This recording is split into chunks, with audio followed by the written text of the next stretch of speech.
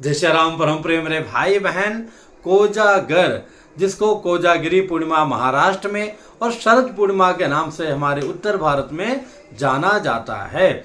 16 अक्टूबर 2024 को ये पावन पुण्यतम पर्व हम लोगों को प्राप्त हो रहा है।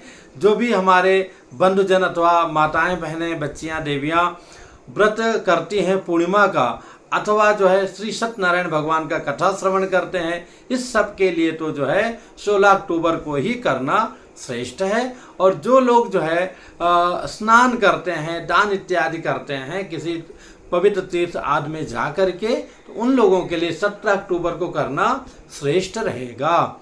जो कोजागिरी व्रत है, इसमें कई प्रकार का अपने को लाभ की प्राप्ति होती है। सर्वप्रथम तो भैया आप सब लोगों को विदित ही है कि रात्रि में लक्ष्मी नारायण भगवान की पूजा करने के बाद में गौ मैया के दूध से निर्मित हुई, उसमें भी अगर अपने पारंपरिक रूप से कंडा आदि पर जो है पका करके मिट्टी के हंडी में खीर बनाया जाए और जो है छत पर अथवा खुले आसमान में रख दिया जाए तो कहना ही क्या है। पर ये सब नहीं हो पाता है, तो जैसी सुविधा हो वैसा गौ माता का दूध मिल जाए तो बहुत उत्तम है, अथवा जो भी उपलब्ध हो उसमें खीर बना करके और रात्रि काल में जो है लक्ष्मी नारायण भगवान का पूजा करके खीर का भोग लगा करके उसको जो है खुले आसमान में रख दिया जाता है। अगर कीड़े उड़े का, थोड़ा सा पतंगों का डर हो तो बहुत पतला सा कपड़ा, झिल्ली सा कपड़ा उसके ऊपर में ढक देना चाहिए, बहुत ही पतला। अगर वैसा पतला जो भगवान को बिछाने के लिए कंजूस यजमान लोग लाते हैं अथवा ब्राह्मणों को देने के लिए लाते हैं, वैसा कपड़ा उसे ढक देना चाहिए। नहीं ढकें तो और भी अच्छी बात है।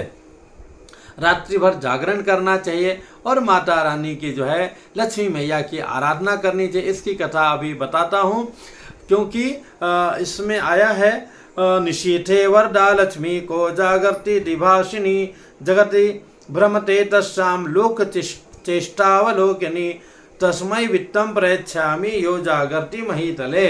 और माता महालक्ष्मी इस दिन जो है रात्रि में भ्रमण करते हुए को जागरती मही तले, मही मतलब पृथ्वी के ऊपर में कौन हमारा नाम लेकर, कोई वेब सीरीज देख करके जागरण कर रहा है तो उसको लाभ नहीं मिलेगा। जो माता रानी के मंत्रों का जाप करते हुए उनका ध्यान करते हुए अथवा नारायण के मंत्रों का जाप ध्यान करते हुए जागरण कर रहा है, उसको तस्मै वित्तम प्रयच्छामि, उसको मैं अपार धन दूंगी। इस कथन के साथ माँ भ्रमण करती हैं और देती भी हैं, तभी तो लोग उनकी सेवा आराधना करते हैं।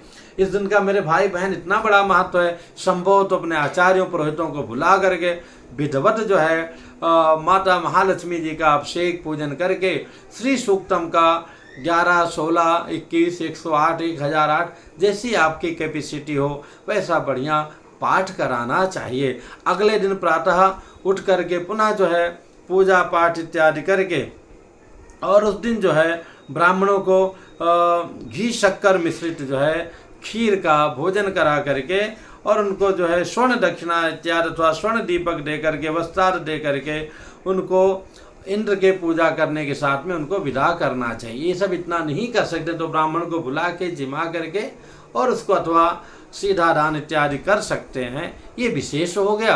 नहीं सामान्यतः जो हर व्यक्ति कर सकता है कि स्वयं जो है रात्रि में पूजा करके खीर का भोग लगा करके खुले में रख दे भैया, ये सबके लिए सरल है।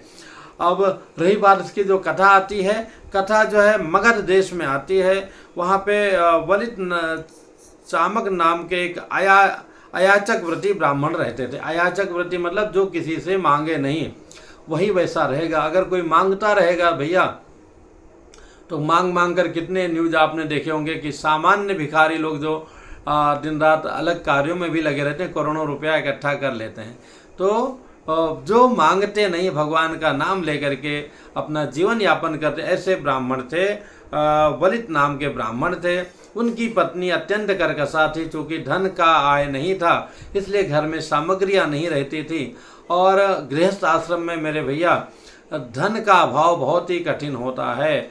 नहीं दरिद्र सम दुख जग माही, संसार में गरीबी के जैसा कोई दुख नहीं है, वो भी गृहस्थ आश्रम में हो। साधु हैं तो कोई बात नहीं है, गृहस्थ में है कहीं भाई बहन का विवाह है, ससुराल में है, पड़ोस में है, सबको लेना देना पड़ता है, करना पड़ता है, अपने को भी थोड़ा ठीक ठाक होकर के जाना पड़ता है।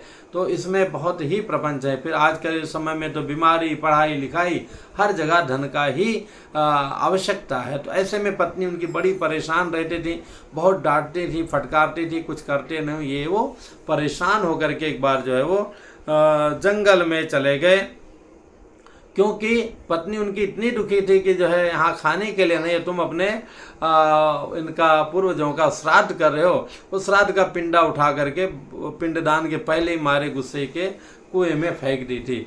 कहीं ना कहीं उसका प्रतिफल भी मिला। अत्यंत दुखी होकर वो जंगल में गए कि ऐसे जीने से क्या फ़ायदा है। वहाँ जाकर के वो जो है अत्यंत दुखी थे, प्राण छोड़ना चाहते थे। उनको नाग कन्याओं का दर्शन हो गया। सुबह से भूखे प्यासे थे। नाग कन्याएं उनको देख करके परेशान, पूछा तो बताया उन्होंने कि देवी, हम धन के अभाव में ऐसे दुखी हैं कि मैं क्या बताऊं, और उससे कहीं अधिक जो है मैं पत्नी के व्यवहार से, स्वभाव से बहुत दुखी हूं। क्या करूं समझ में नहीं आ रहा है। उन्होंने कहा कि चिंता मत करो, आज जो है कोजागर की पूर्णिमा है, आप रात्रि जागरण करो, हम लोगों के साथ में पूजा करो, निश्चित माता महालक्ष्मी की कृपा होगी। वो ब्राह्मण ने वैसे किया, बिल्कुल अनन्य भाव से किया, और उसके फलस्वरूप जो है हर प्रकार से सुख संपत्ति आई, और घर में पत्नी को भी मति सही हो गई और जीवन आनंदमय हो गया। तो मेरे भाई बहन, जब महालक्ष्मी घर में आती हैं तो धन ही नहीं आता है, हमारे बच्चों का, हमारे चाहे पति अथवा पत्नी, जिसका भी बुद्धि खराब हो उसकी बुद्धि भी माँ निर्मल कर देती हैं। श्री सूक्तम में ही आता है, ये है कि दुख दारिद्र्य अपमृत्यवः मनशोकम, याद नहीं आ रहा है मुझे। तो ये मन का शोक भी माँ हर लेती हैं, दारिद्र्य को हर लेती हैं, दुख को, दोष को, रोग को, सबको माँ सबसे मुक्ति दिला देती हैं जब उनकी कृपा हो जाती है। संपत्ति तो जो असली संपत्ति है उसके साथ में नकली संपत्ति दोनों प्रदान करती हैं। हम लोगों को अवश्य करना चाहिए। जय श्री राम। पुनः मिलूंगा एक नई जानकारी के साथ में। आगे कार्तिक मास आ रहा है, उसका व्रत आप सभी लोगों को कार्तिक के नियम का पालन करना चाहिए।